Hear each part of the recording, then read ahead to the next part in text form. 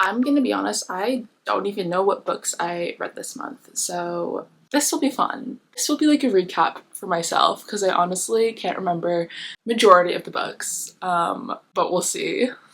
Also, ignore that like my right eyebrow is thinner than my left eyebrow. I'm not gonna say what happened, but my eyebrow has had a rough month, so ignore that. I'm literally sweating from taking down my books, but yeah. April was a month. I'll give it that. It was definitely a month. If you don't know, I just finished my second year of university and April was finals month. I passed all my classes, so that's all that matters. I'm not gonna go into the gist of it or whatever, but let's just say I was stressed and yeah, I'm not gonna talk about it. But it was a ride and I'm done and it's summer now, so I'm all good. I should have probably counted how many books I read. Oh, okay. I read 12 books in April. I'm not gonna lie, a few of them were rereads. I was in a bit of a funk. I was in a bit of a slump. So I tried rereading books to get me out of the slump and it didn't work until I reread like my 5th book. I reread 4 books and I read 8 new books. Anyways, I'm gonna get to the books that I read this month and yeah. So my first read of the month was actually a reread. We read Powerless by Lauren Roberts. I love this book. I read this a few months ago and I absolutely loved it. I gave it a 5 stars the first time I read it and I gave it a 5 stars the second time I read it. I'm so excited for Reckless to come out. I think it comes out in July.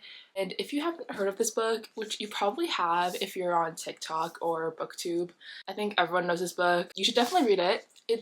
If you want to get into fantasy, I would recommend a book like this. It's heavy on the romance, but still has a really good plot to it. It's kind of like a Hunger Games-esque plot, and the girl has a hidden identity from the rest of the competitors in this Hunger Games tournament kind of thing. And the ending is a cliffhanger, and I'm so excited for it to pick up. Yeah, it's pretty much an enemies to lovers fantasy romance. And I genuinely think anyone would like it, even if fantasy is not your cup of tea. I'm gonna make my sister read this and I think she'll like it. So yeah, I gave this a 5 stars. I probably will be rereading this again before Reckless comes out. I love this book and I love Kai so much.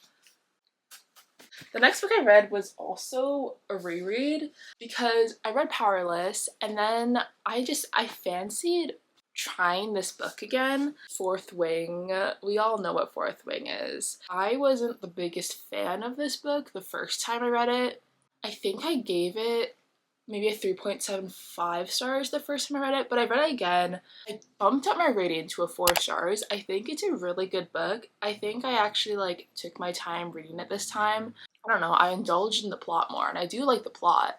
Yeah, but I gave this a 4 stars and the reason I reread this is because I read Iron Flame, which is the second book in this series, and I absolutely hated Iron Flame. I didn't even finish it. It was so boring. I didn't like it. But I definitely think Fourth Wing is better. Don't think I'll try reading Iron Flame again. I don't really have any like need to continue the series. I never really understood the hype it had last summer because like it's a good book, but there's definitely books that have like easier world building and plot to understand. I feel like this is kind of really heavy on like the terminology and the world that's kind of hard to pick up. Yeah, I understand if you like this book. I personally just didn't understand it, the hype.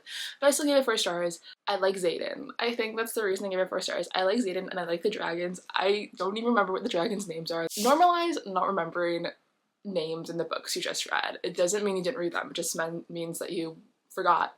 I forgot. But I like the dragons and I like Xaden, and yeah. Okay, the next book I read, I'm actually surprised about. I read From Blood and Ash by Jennifer L. Armentrout. This is a first in a very long series, and I'm pretty sure it interconnects with another series of hers. I've been wanting to read this for a while, but I've been scared since it is such a long series, and also I haven't heard much about it. And I actually really enjoyed it. I gave it a 5 stars actually. I thought the plot and the world building was so quick and so easy to understand that I just read this in one sitting. I'm not even kidding, I read this in one sitting and it's like a 600-page book. Yeah, it's a 570-page book and I read it in one sitting. I ate it up. So this book is about a girl named Poppy and she is a maiden, so she's not allowed to be touched or like looked at long enough. She's not allowed to like unmask and actually show her face to the public. And she has a hidden background of fighting. She's like a secret assassin because one of her best friends, who is a guard for Poppy, has taught her how to like fight over the years. And she meets this guy named Hawk who enters her life as her new guard, and it's kind of their story. It's a little bit of their story, but I feel like it's more of Poppy's story of how she kind of steps out of what she's supposed to be and is instead what she wants to be, if that makes sense. But basically her and Hawk are kind of bonding. There's a curse taking over the kingdom. They kind of, I don't spoil anything. It's a really good book. It has a really good plot. It has a good romance, and it has a good plot twist. I'll just say that. So yeah, I gave this 5 stars. Okay, the next book I read, it's Wild Love by Elsie Silver, which I absolutely adore, her Chestnut Springs series. So this is her new release, Wild Love. I read this on my Kindle at first and then I purchased the paperback, obviously, because the cover is so nice. I gave this book 4 stars. So this book follows Ford, who, if you read the Chestnut Springs series, is Willa's brother. It follows Ford, who is a billionaire, and one day a girl comes to his door, a younger girl, and he finds out that that's actually his daughter. So this is a single dad trope in a way. It's kind of Ford's journey of raising this kid while also fighting feelings for his best friend's sister, Rosie. I really enjoyed Rosie's relationship with, oh my god, the way that I don't remember his daughter's name, Cora. I love Rosie's relationship with Cora throughout the story, and I love how Ford's journey of becoming like a dad to Cora, and I think it's so sweet, and I love this book so much. I thought it was a really good book, and I love Cora. I love his daughter so much. I think she's so cool. You should read it, and I love Elsie Silver, so yeah. The next book I read was on my Kindle. I read Out with the Tide by Julie Olivia. This is a second in kind of like an interconnected standalone series. I actually think this series is so underrated. I don't hear about it a lot, but I absolutely love it. I'm pretty sure Out with the Tide came out like a month or 2 ago, but I picked it up immediately and I actually gave it 5 stars. It's just a really good romance book. This series kind of follows a really big family, and this one basically follows Cassidy, who newly moves out. He kind of bumps ways with the landlord's daughter, Marina, as she moves back to this small town, and it's kind of just a romance, and I think it's just really sweet and it's really good. If you're looking for just like a really easy romance summer read, I would definitely recommend this series. And you should definitely read it because I think it's totally underrated. Okay, the next book is like when I started getting into my little like reading funk. I was just laid in bed and I didn't know what to read at all. I was so lost. I wanted to read, but I just didn't know what to read. So I read The Chase by Elle Kennedy. Elle Kennedy wrote the Off-Campus series, which I read all of them. I wasn't the biggest fan of it, but it definitely got me. Those were definitely like the books I read when I first started reading again a few years ago. The Chase is basically in the Briar U series, which is kind of like a spin-off of the Off-Campus series. Yeah, I gave this book a 3 stars. I'm not gonna lie, I don't remember a lot of it. It was kind of just a read where I was like, I have nothing to read, so I was like, why not pick this up? But it's about Dean's sister, Summer, right? I generally can't recall the plot. I feel like there was no plot, I'm not gonna lie. I think I've been generous with 3 stars. From what I recall, this book is about Summer who needs a place to stay because she gets kicked out of her sorority. So she stays at her brother's friend's kind of house, and like 3 of Dean's friends are at that house, and one of them is Fitz. Fitz is a hockey player. He's also into like digital art kind of thing. So those are the 2 characters. They have a love story. I don't remember half of it. I think most of it was spicy. So I gave it 3 stars, but honestly, now that I'm thinking about it, it's probably 2 stars because I can't remember half of what happened. The next book that I read was also on my Kindle, Kiss and Don't Tell by Megan Quinn. This is the first and kind of like also a interconnected standalone series. I gave this book a 3 stars. I'm still in my weird funk where I'm just reading random romance books that I found on my Kindle. This book follows Winnie, who's on a road trip and her car falls into a ditch and she ends up at a cabin with 5 hockey players. What could go wrong?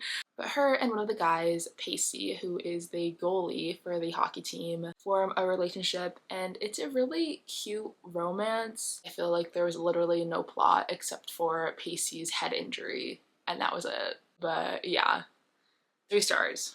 And I definitely will not be continuing the series because I forgot half of the characters in that book, so yeah. Okay, the next book I read is also a new release by one of my favorite authors. It's Just for the Summer by Abby Jimenez. I love Abby Jimenez's books so much. I gave this book a 5 stars. It was so good. I was kind of nervous to read it because the synopsis wasn't really my cup of tea. It basically follows 2 people named Emma and Justin. Both their love lives are cursed, where they date someone, they break up with them, and then their ex finds their soulmate right after they get broken up with. And Justin shares that he has this curse on his Reddit, which I find really interesting. And that's the part that I wasn't sure about. I was like, a love story surrounding Reddit. But it's only mentioned a couple of times, so it's okay. I love how the story focuses on their love story as well as just like their personal lives, with Justin taking care of his like younger siblings because of his mom going away, and Emma with her kind of toxic relationship with her mother. I love how it focused on those 2 individually and how they kind of like interconnected and how their love story like formed upon that. And I think Justin and Emma's relationship was really realistic and relatable for a lot of people, and I loved it a lot. So that book definitely got me out of my little like reading funk where I was just reading random books. But after that book, I didn't really know what to read. I kind of fancied a summer romance. So I decided to reread and pick up Happy Place by Emily Henry. I love this book so much. I gave it a 5 stars the first time I read it. I gave it a 5 stars the second time I read it. I will forever love this book. Harriet and Wynne have my heart forever. Knott's Harbor has my heart forever. This is the perfect summer romance read. I gave this book actually to my sister a few days ago because I wanted her to read it because she's been trying to get into reading, so I automatically recommended Emily Henry. And this book is around Harriet and Wynne.